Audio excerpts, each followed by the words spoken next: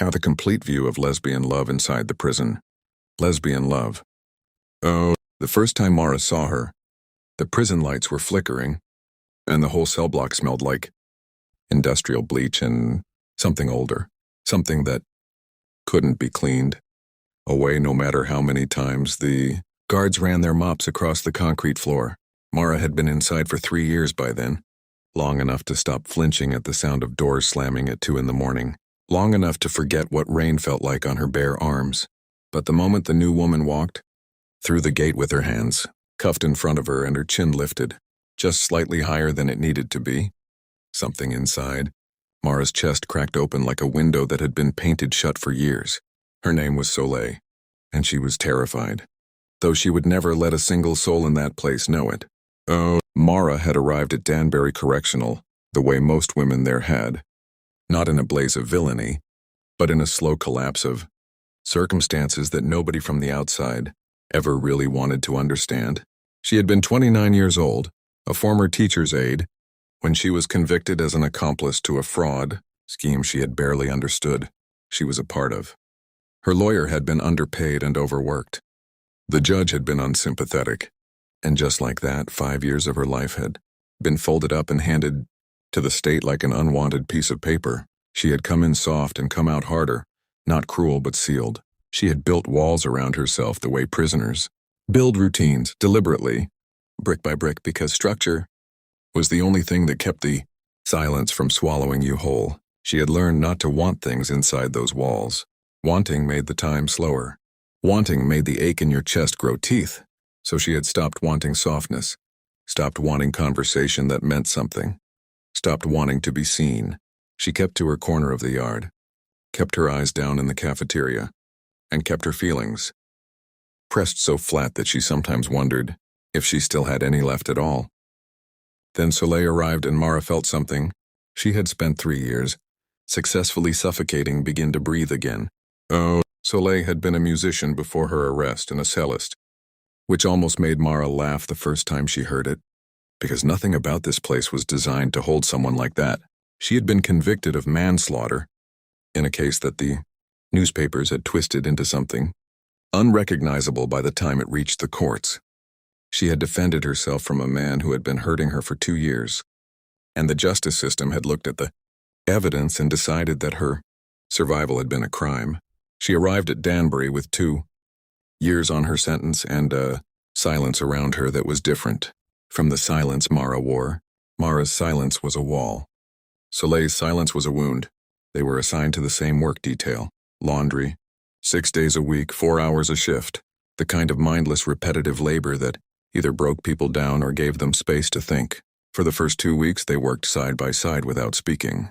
Mara watched Soleil from the corner of her eye, watched the way she folded sheets with a careful precision that seemed almost out of place, watched the way her jaw tensed whenever one of the guards raised their voice at someone nearby. She was holding herself together with an extraordinary amount of effort, and Mara recognized the effort because she had made it every single day for 3 years. It was a Tuesday when Soleil finally spoke. She didn't look up from the sheet she was folding. She just said quietly that she used to listen to the rain when she played, that she would open her window and let the sound come in because it made her play more honestly, and she didn't know why she said it. She said she was sorry. She said she hadn't spoken to anyone in almost 3 weeks, and the words had just come out. Mara didn't say anything for a long moment. Then she told Soleil not to apologize. She told her that the worst thing about this place wasn't the food or the guards or the small beds or the noise. The worst thing was forgetting what it felt like to say something true to another person. That was how it began. Oh, what grew between them was not immediate or dramatic. It did not announce itself. It was quiet and careful. The way things grow in places where the conditions are not kind, slowly, deliberately, finding light in the narrowest places. They talked during laundry shifts. Then they began to save seats for each other in the cafeteria. Then they began to spend their yard time together, walking the same slow loop around the perimeter while Soleil described pieces of music and Mara described her students, the children she had taught before everything collapsed. The little boy who used to draw dogs in the margins of every worksheet she gave him. They gave each other back pieces of the people they had been before. But Danbury was not a place that allowed softness to go unnoticed. Other inmates watched them. Some were simply curious.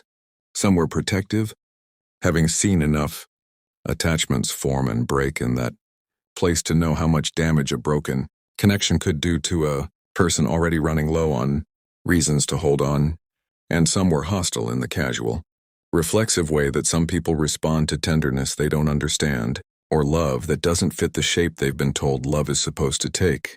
There was a woman named Patrice who made it her particular project to remind both of them, loudly and often, that what they had was shameful.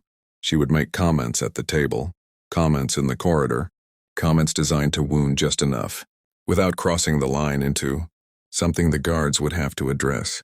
And every time it happened, Mara watched Soleil's face carefully and saw her absorb the words the way someone absorbs a blow they've been trained to expect, not collapsing, but diminishing slightly, like a candle losing a fraction of its flame.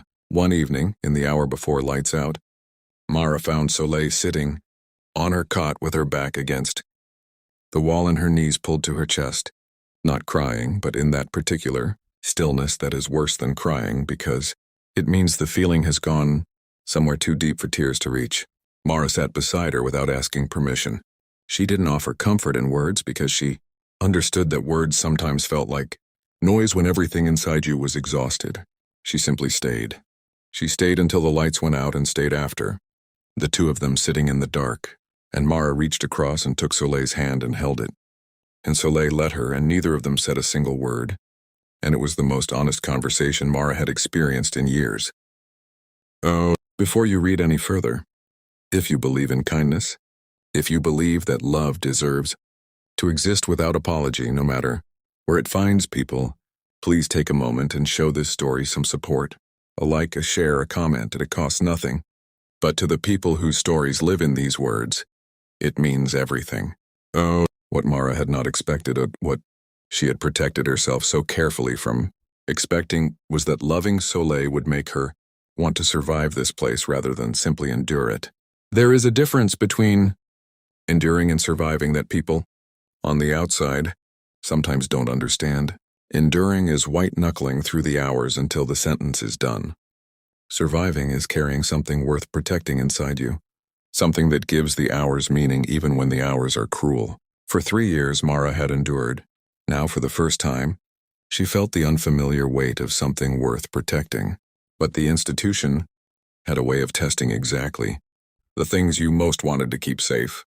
6 months after Soleil arrived, there was an incident in the yard. A fight between two women from a different block that spilled over the way these things sometimes do, chaos spreading in widening circles before the guards could contain it.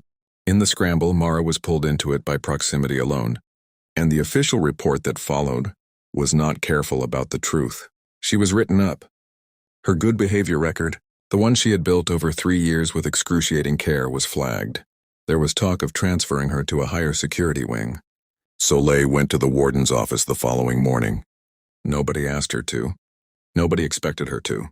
She simply went, and she told the truth about what she had seen in the yard, clearly and calmly and without embellishment, and she named the guard whose report had been inaccurate, and she did not flinch once while she did it.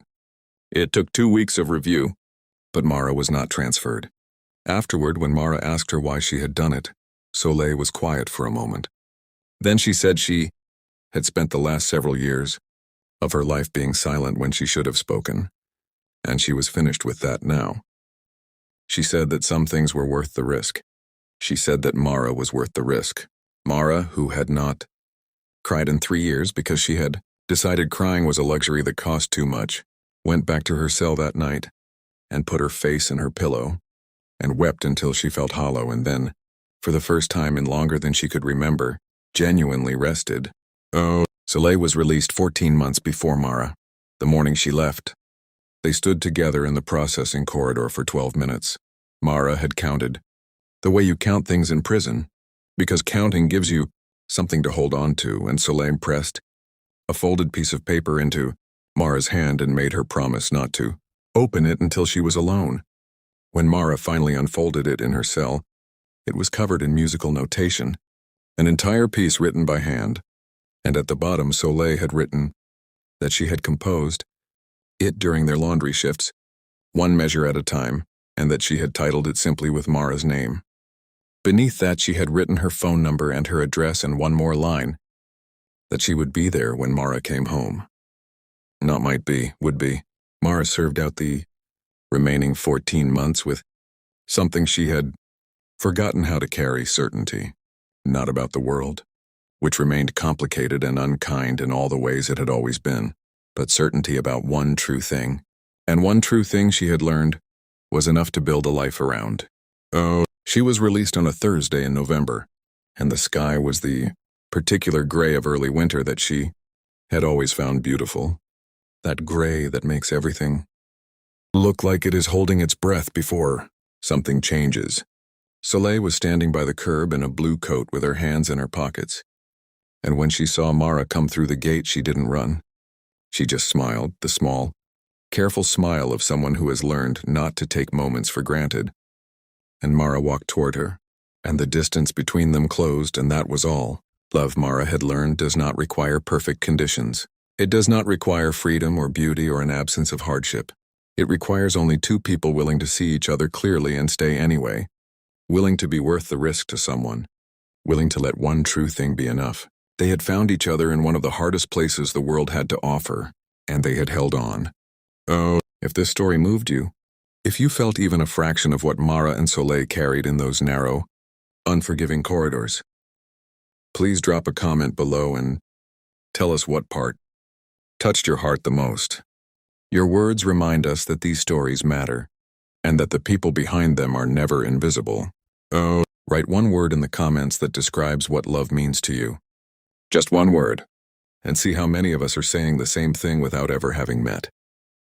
Oh, some loves are born in gardens, some are born in grief, but every love that survives an impossible place becomes something the world cannot easily take away. Mara and Soleil did not fall in love despite the prison. They fell in love through it, through the specific, brutal honesty that suffering creates when two people choose to face it together rather than alone. And when they finally stood on the other side of those walls, what they carried out was not damage, though they carried that too. What they carried out quietly and without apology was each other.